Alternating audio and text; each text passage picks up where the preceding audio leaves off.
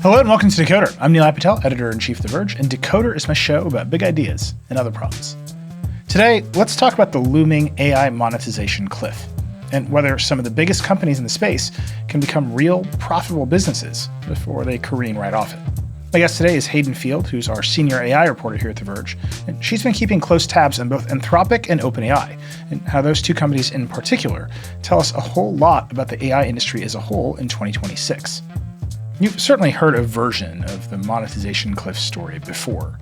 Anthropic, OpenAI, and all the other big AI startups are built off the back of hundreds of billions in capital investment. And they're linked to even greater amounts of forward-looking investment in data center build-out, chips, and other infrastructure spend. At some point, that return has to pay off, the profits have to materialize, or the bubble pops. Maybe AGI arrives, maybe the economy crashes, who knows? If you've been listening to Decoder, you've heard me talk about this with tons of CEOs right here on the show, and a majority of them have hinted towards the bubble popping. They think some companies will fail in spectacular fashion and others will succeed, but that the opportunities, and especially the money, are simply too big to ignore.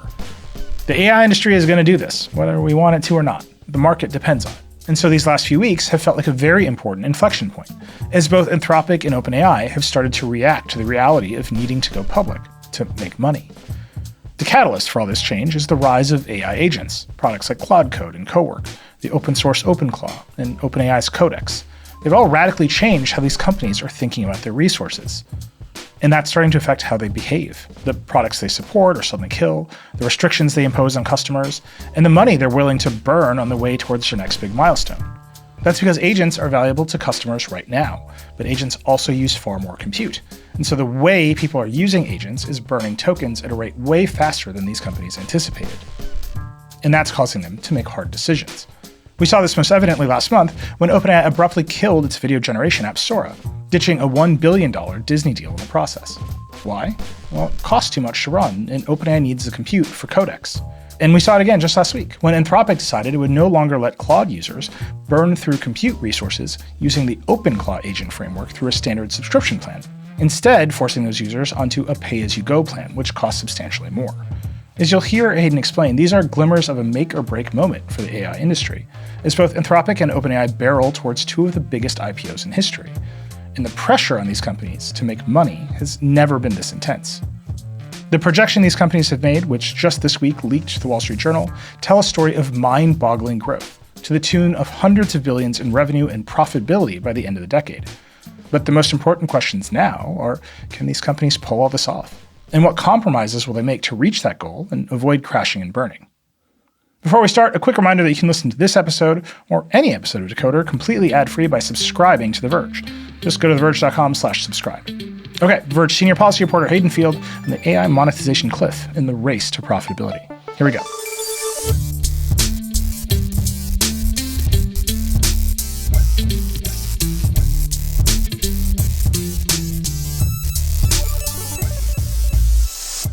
Hayden Field, your senior AI reporter here at The Verge. Welcome back to Decoder. Thanks. It's great to be here.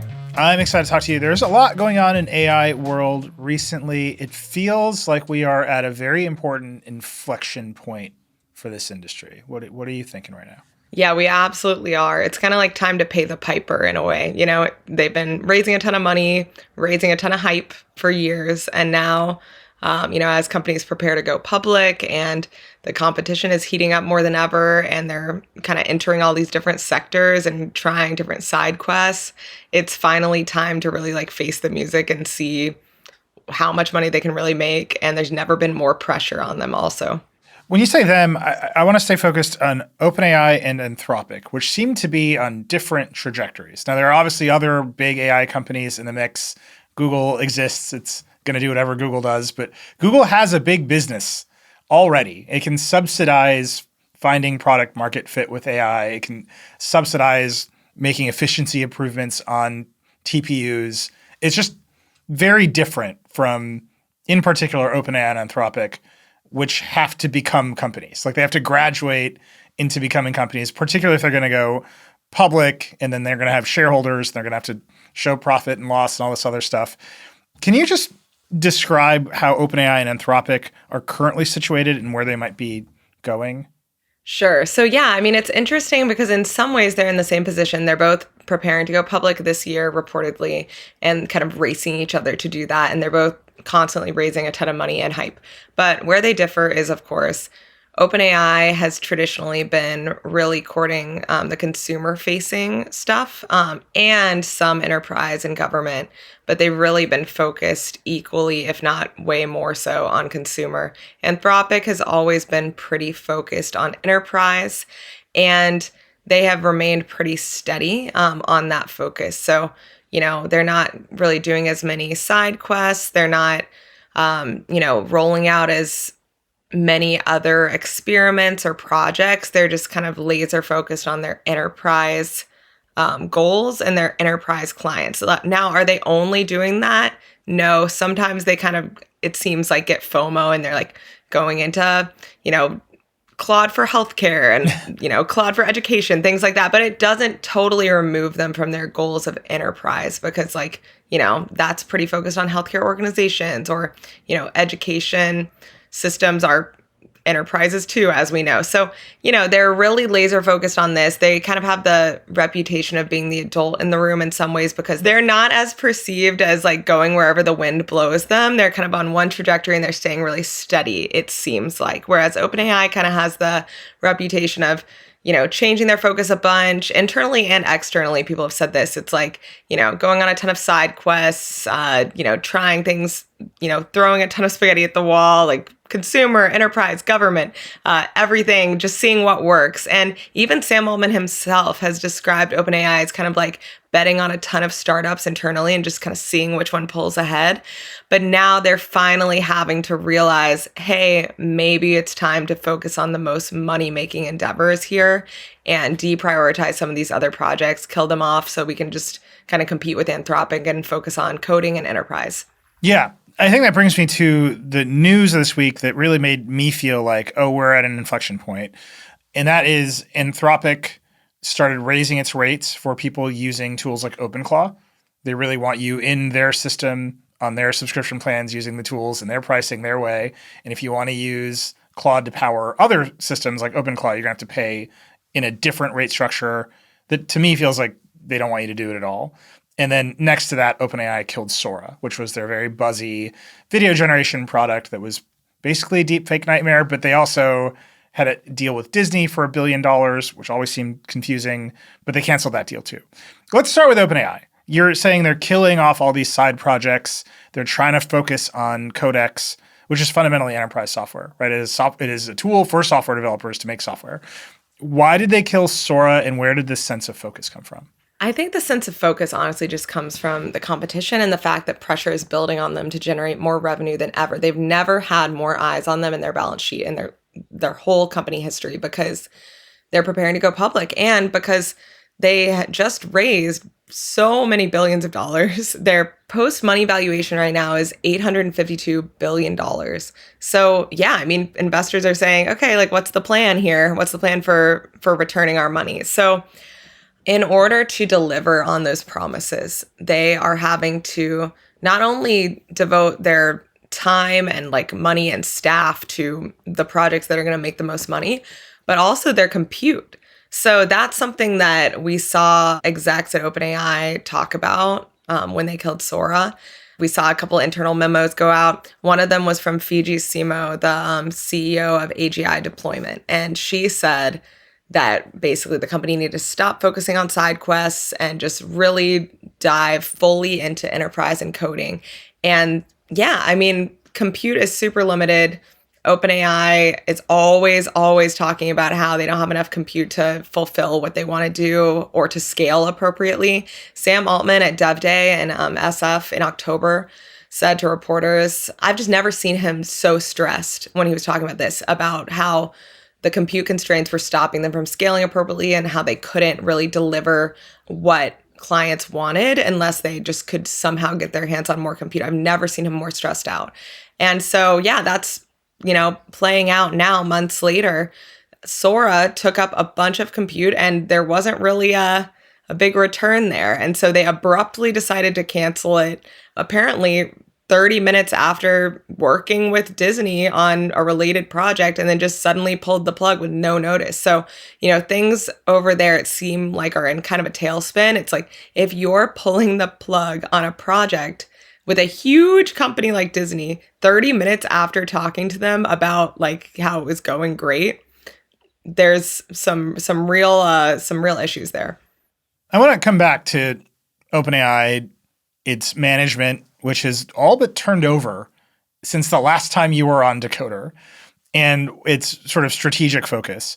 But what really strikes me about the need for compute is, I don't know, when you were on the show a year ago or a year and a half ago, all of that compute was pointed at training, right? We got to make bigger models. They're going to be more capable. GPT-95 will come out and it'll be digital Jesus or like whatever it was.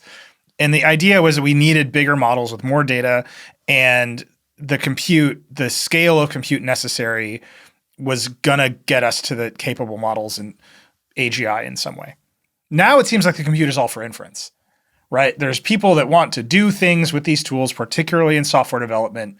And if we don't scale up the compute to meet the demand, we'll get left out in the cold because our big rival is sitting right there waiting to scoop up all those customers. Has anyone pointed that shift out explicitly, that we've gone from all of the focus on training and capability in the model to the models are pretty good, everyone wants to use them, we need massive amounts of compute for inference? So in the numbers that leaked from investors in OpenAI and Anthropic this week, there are a ton of crazy charts showing just how much of their money and profit is going, or lack of profit is going towards inference, training. The way they break out these categories is just really interesting. It's not always apples to apples, but it's like Anthropic is going to spend 1/3 to 1/4 on model training compared to OpenAI. But OpenAI's revenue is expected to hit like $275 billion in 2030. But Anthropic says its revenue will hit $150 billion in 2029. So it's kind of like Anthropic seems to be spending a lot less on the same categories as OpenAI and growing slower. But OpenAI is spending a ton and then just hoping that's going to lead to a return on investment, which kind of tracks with the way that companies have been operating for the past couple of years. Yeah, Anthropic seems to be much slower and more focused and constantly worried that it's going to kill everyone in the world with every successive model. OpenAI is just pedal to metal all the time. Yeah, but Anthropic isn't worried enough that it'll stop, because they just took out their frontier safety pledge and said, oh, actually, we're going to stay competitive, even if we think it's a little dangerous. Sorry. The race to an IPO makes a lot of people rethink a lot of their values, apparently. We need to take a quick break. We'll be right back.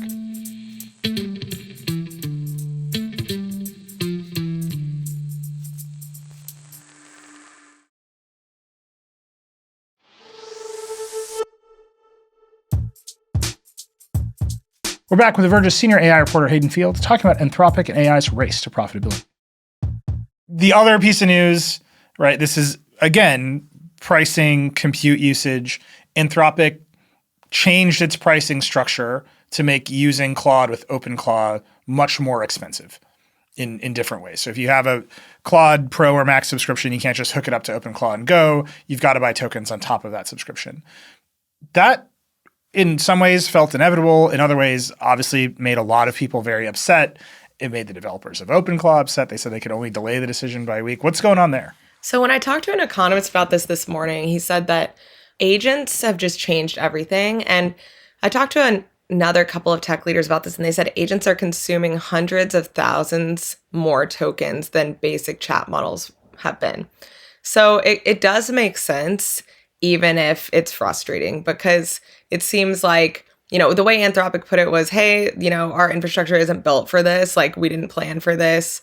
And yeah, I mean, if you're using OpenClaw with Claude, obviously, like, you basically have an agent on your behalf, like prompting Claude for you and delivering those prompts back to Claude and saying, no, do this, no, do this. So it's like way more than a human would be able to do. And Anthropic's point was, hey, like, we only really built this for humans to be able to prompt Claude right now, unless it's for our own products. Obviously, it's a money grab. Like, of course, they don't want a third party tool doing the same stuff that they want their own. Right. They want people using Cowork. Yeah, of course. So it's like basically they just want to keep it like a walled garden. They want it to be a moat. That's kind of the only advantage that AI companies have right now, is just trying to keep their users engaged and keep them on their own platform, build a moat of some sort, because otherwise, like, everyone loves to switch between whatever model is the best that day, that week.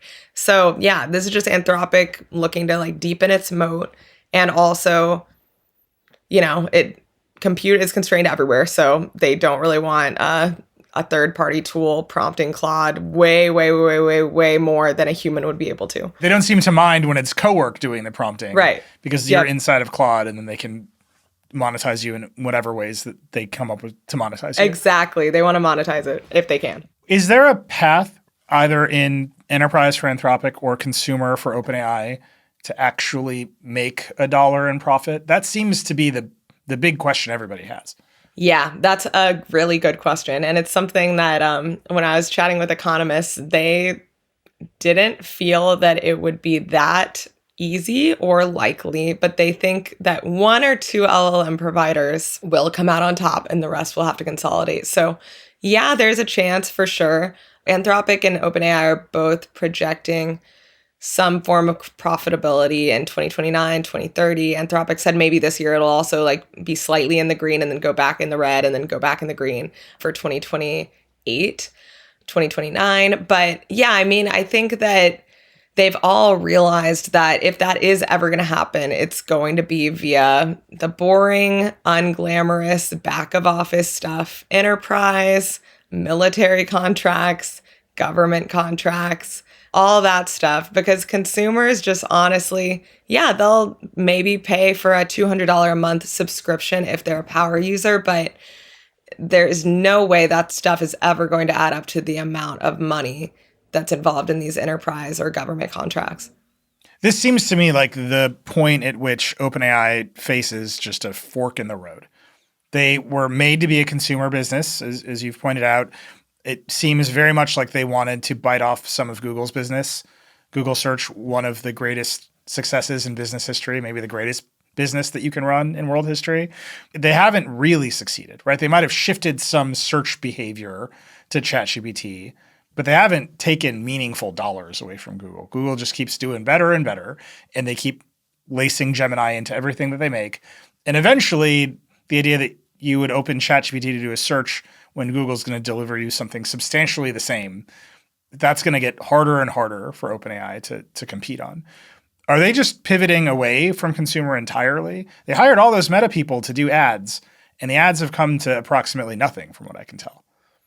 Yeah, it's still early days for that, but it's funny. I'm really interested to watch the ad stuff play out, but no, they're not pivoting from consumer. It just looks like they're trying to really front load their resources, their compute, and their staff into the enterprise and coding efforts. So consumer, it's already built. It's not that crazy to keep it maintained and just like keep rolling stuff out. But it seems like most of their efforts are still going to go towards catching up and closing the gap in enterprise and coding, especially because reputationally, they also have a gap to close there. Anthropic, for better or worse, has the reputation of being pretty trustworthy, pretty brand safe. That's what a lot of startups were telling me when I talked to them about this a few months ago. They all were afraid of like the risk associated with especially XAI and somewhat OpenAI as well. Anthropic, they felt pretty safe using it. They didn't feel like they'd be on the hook for reputational risk. So yeah, OpenAI has to close the gap in terms of like actual usage, anecdotally what people prefer, the hype that's involved with Claude Code and all that brings, and then also the reputational stuff that Anthropic kind of has going for it just because of its steady, slow growth. That steady state for Anthropic is kind of reflected across the company, not just in product development or strategy, but in terms of employee retention or the ability to attract people from across the AI industry. A lot of people just head towards Anthropic. I would contrast that to OpenAI, which you're pointing out has a different reputation. And then just in the last week or 2 weeks, feels like it's turned over its entire executive team. Fiji Simo, who you mentioned, is CEO of AGI deployment. Her title, like a minute ago, was CEO of applications. And they switched it to AGI deployment, which I don't understand at all. And now she's out on medical leave. I wish her well. They have other executives who are out on leave. Their head of marketing just left. Right before all those people left, they bought a podcast called TVPN. What's going on over there? Is this like a stable company right now? It is pretty crazy right now. I think they're going through a huge strategic shift, and it's a question of whether this is going to be like every other shift we've seen in the past, with them kind of going all in on one thing, going all in on another thing, going all in parallel on 5 things. Is this really going to last? That's kind of what people are asking, and we don't know. I mean, I think if they are entirely focused on coding and enterprise, yeah, it makes sense that there'd be a lot of upheaval. But they're also really into building this super app. And Greg Brockman just took over charge of that while Simo is out. And then on the business side, their CSO, their CFO, and their CRO are going to take charge. And then their CMO just stepped down due to health reasons. Their head of communications stepped down in January, and there's still no replacement there. And that, I think, is part of why they bought TBPN. There's been a lot of bad press about OpenAI in the last few months. They've had a lot of public controversy and a lot of just drama playing out. And that is not good for their quest to, have a reputation as a company that enterprises and the government can trust.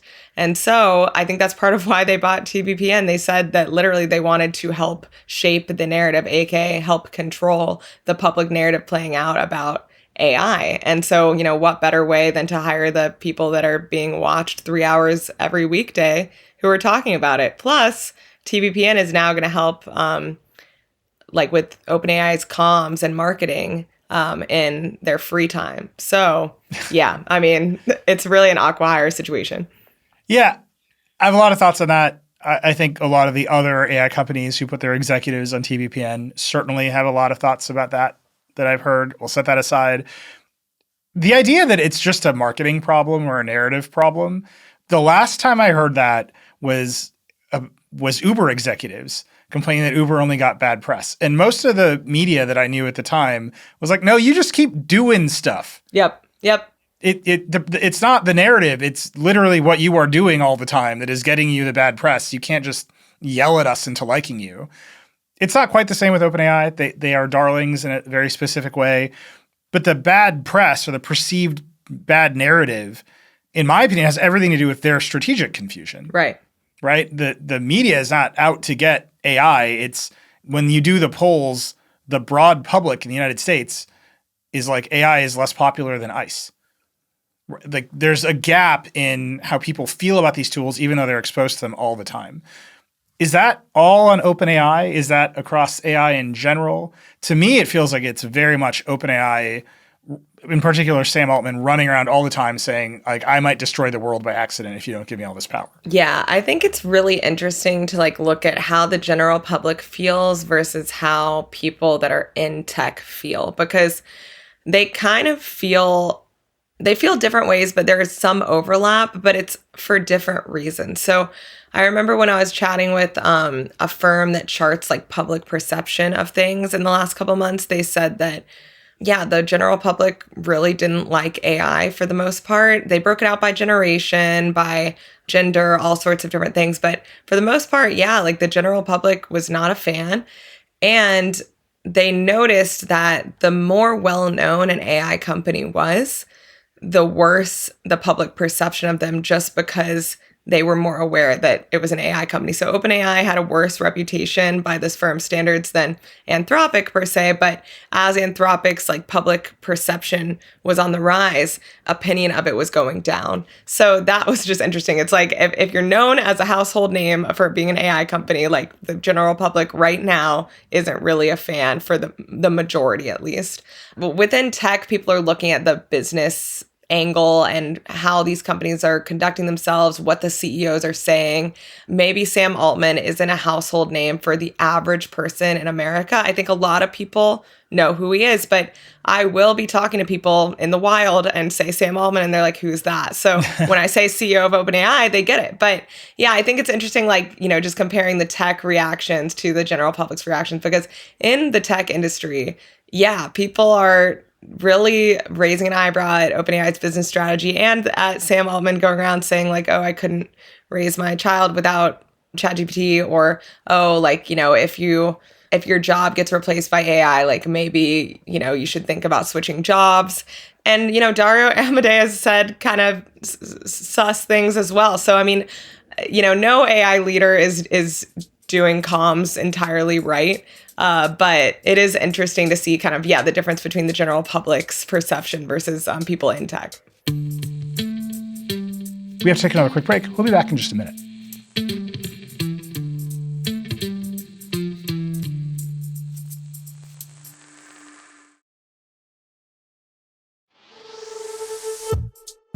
We're back with Verge senior AI reporter Hayden Field, discussing the AI industry's make or break year and what might happen next.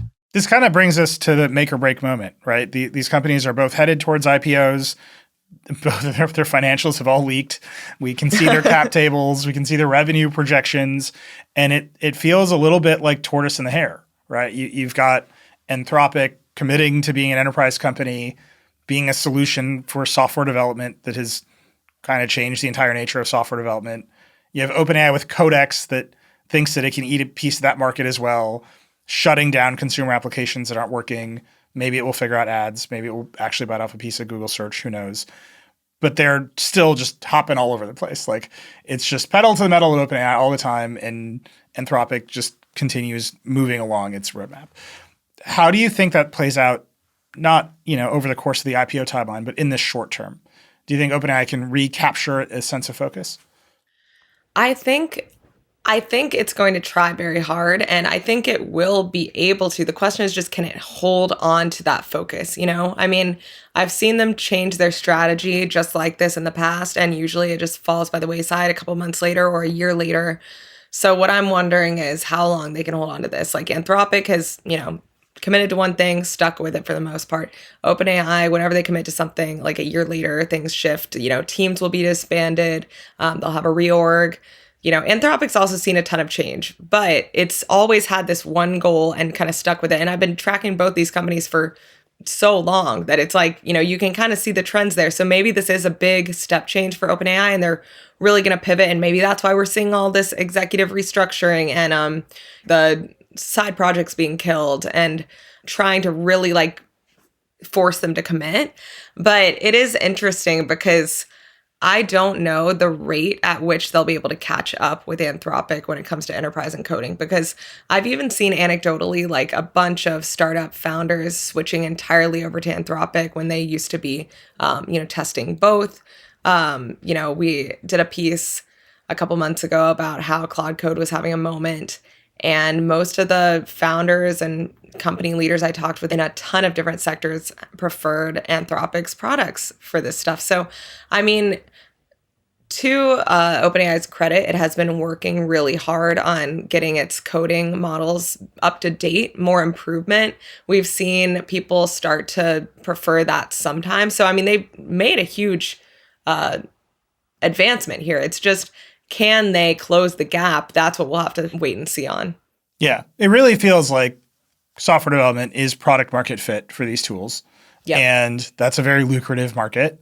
That is a lot of jobs that might go away or change substantially in some meaningful way. And everything else is wait and see. Anything that kind of looks like software development might get product market fit, but software development is such a big category that's in particular what a bunch of these companies are going to focus on. I'm very curious, as the pressure on turning these companies into real businesses goes up as they get closer to an IPO, and Anthropic has to monkey with pricing even more to make sure that they're running an actual business and not a token subsidy operation, and OpenAI has to cut down on more projects. If that pressure, that pricing pressure, that monetization pressure changes the companies in any meaningful way. You've been thinking about this and even talking to people about this. Do you see glimmers that that's about to happen? I think so, just because, I mean, the pressure is building. When I was talking to economists, there's no way that things can continue the exact way they are now. I was chatting with a couple execs this morning about how the price has kind of been passed on to enterprise clients and how that's shifted. So, a lot of company leaders are thinking about moving to open source instead, or at least moving to open source for a lot of their simpler tasks or queries, and kind of like building their own evals to see what it makes sense to like pay top dollar for either Anthropic or OpenAI's like more complex, more powerful models, which ones they can kind of route to the simpler models and which ones they can just go open source for. So it's interesting that, in order to kind of combat these pricing shifts and just the amount that they're paying these two labs every month, they're starting to just build their own internal infrastructure and tests and evals, just being like, okay, let's really budget here. Like, what do we really have to pay top dollar for? And what can we kind of like, skimp on, but it'll have around the same type of answer. So that's what I think is interesting, like this cottage industry of like charting this stuff out internally and then just like keeping that close to the vest and using that as a guide. Yeah, I mean, that's kind of why I was asking about inference at the beginning.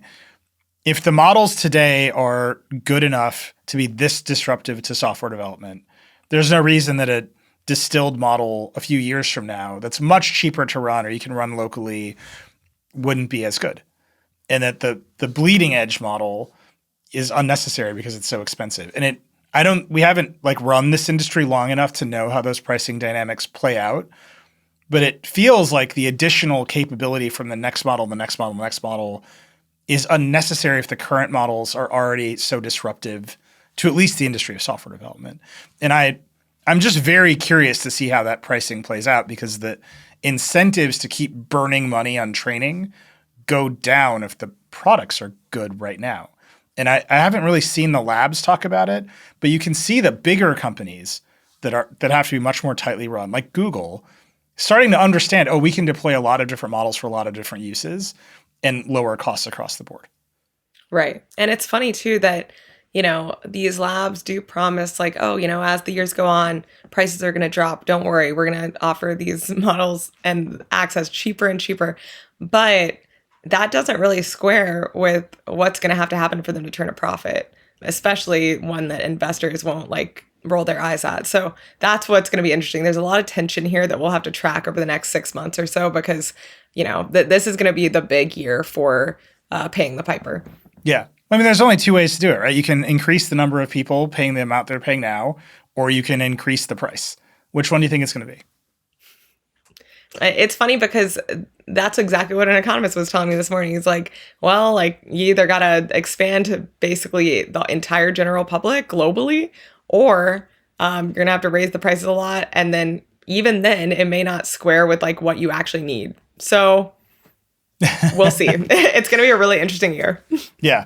Like I said, it feels like this past week, real inflection point as we saw Anthropic starting to play with pricing in a way that shifted user behavior, I think somewhat meaningfully, and then OpenAI realizing it needed to get into the more lucrative part of the market and abandon some things that got it a lot of attention, but ultimately had no path towards money.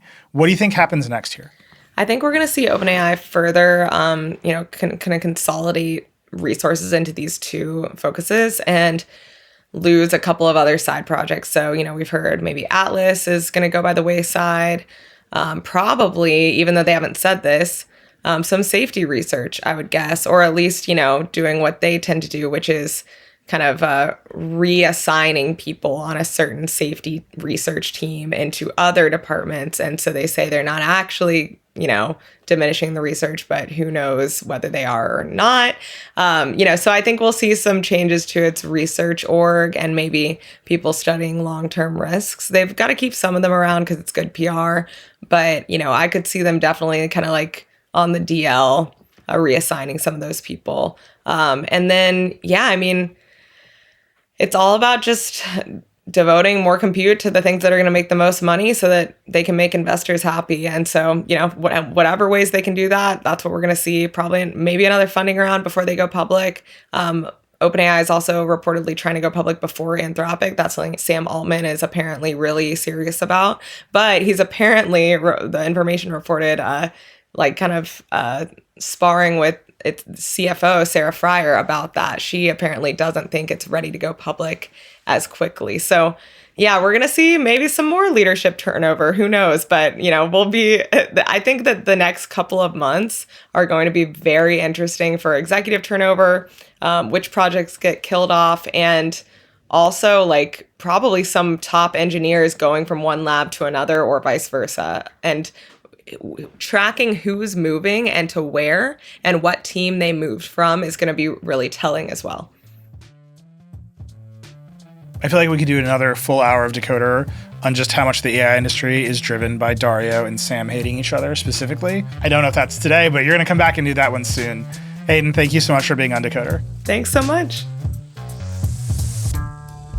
I'd like to thank Hayden for taking the time to join Decoder, and thank you for listening. I hope you enjoyed it. If you'd like to let us know what you thought about this episode or really anything else at all, drop us a line. You can email us at decoder@theverge.com. We really do read all the emails. Or you can hit me up directly on Threads or Blue Sky. We're also on YouTube. You can watch full episodes at DecoderPod, and we have a TikTok and an Instagram. They're also at DecoderPod. They're a lot of fun. If you like Decoder, please share it with your friends and subscribe wherever you get your podcasts. If you really like the show, hit us with that 5-star review. Decoder is a production of The Verge and part of the Vox Media Podcast Network. The show is produced by Kate Cox and Nick Stat. This episode was edited by Xander Adams. Our editorial director is Kevin McShane. The Decoder music is by Breakmaster Cylinder. We'll see you next time.